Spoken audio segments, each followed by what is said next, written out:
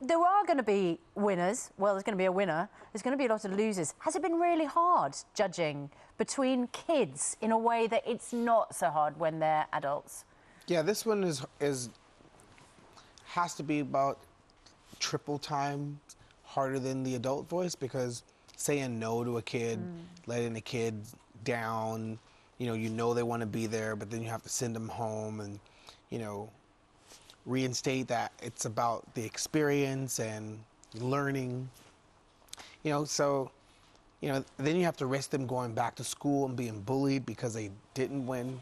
So you have to be very delicate with kids in competition. Do you think that's but I always felt, when I did America and Britain's Got Talent, for example, I actually felt it was easier with the kids because they'd have another chance, right? They were young. They could adapt, they could improve, they could... I found it harder with the older ones, where this was the last chance to lose. The end of the road. And they'd had this dream all their lives. Yeah, but there's never really a last chance, right? But you also have to be empathetic. I think Richard's pretty near when the kids go back to school and get made fun of because they didn't win on TV. Do you think that's a risk for them? Do they get told, wow, you're on TV? No, but they didn't win on TV. What do you think of this debate about competition in life generally?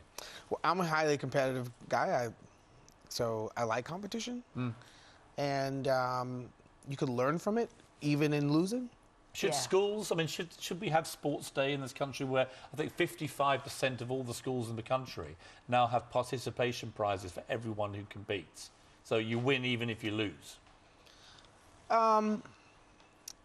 That defeats the whole purpose of competition. Thank you, Will.i.am. But at the same time, I would dial in a little bit more emphasis on scholastics and making sure our teachers are teaching our kids to not just compete for sport, but to compete in society and create jobs. And I agree with that. Someone's pointed out, actually, they tweeted me, Stephen Bowman, don't be too hard on Susanna. She watches Crystal Palace, so winning is not the be-all and end-all. It's an inherent attitude. It's just being there. It's just being there. It's a bit like me on this show, just being there, really. I lose out daily, but still I turn Basking in the up. reflected glory. Just I'm here to please the sponsors, Piers, and thank you. Well, let me ask you, Will, when you judge these things, because you've always been on the sort of creative end of things, then suddenly you're there and you're actually able to create a proper star through this system. People knock talent shows. They say that they trivialise industry and so on. Now you've immersed yourself into them. Has your view changed, adapted? Well, we haven't really... I'm a transparent person, so it's not like we have developed, like, the biggest star yet. But at the least that you can do is to give someone perspective on how they could become the architects of, their own career and stick in it for the long haul. I know that it took me about, 12 years before I even got a chance to make money, right? From the 16-year-old to, the almost 30-year-old before I started making money. I think, you see, I just think what drives people in the end is you've got to have a goal of success and achievement and winning. You've got to want to be #1 if you're a music star. No. Don't you think? But not everyone can be #1, can they? I just wanted to take care of my mom. Okay. So I didn't want to be #1. I didn't want to win a Grammy. I just wanted to make sure my mom... So when you say you're competitive, what did you mean? I wanted to move out of the projects so my mom and my family could be safe. Yeah. Okay. But to do that, you had to be successful. You have to be focused, and you have to have a surrounding of folks that, resemble the things that you want to accomplish.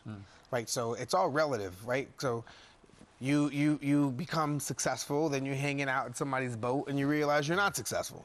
No matter how successful you are, there's someone more successful. You just have to be comfortable in the situation that you are and have you learned a lot from losing? Yeah. What? So let's say that my solo record, Songs About Girls, didn't really perform well.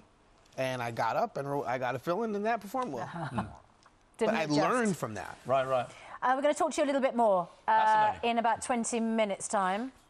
Richard, thank you for being here. Yeah. No, you know what? It's always a pleasure just You know what? I saw him in the elevator. No, he's learned... Yeah, I know, in my robe, right? Richard, you've learned a lot about interview technique just by watching us interview. Do you know what I've learned, Piers, is actually you glean a lot when you listen. You should try it. Yeah. Depends who you're listening to.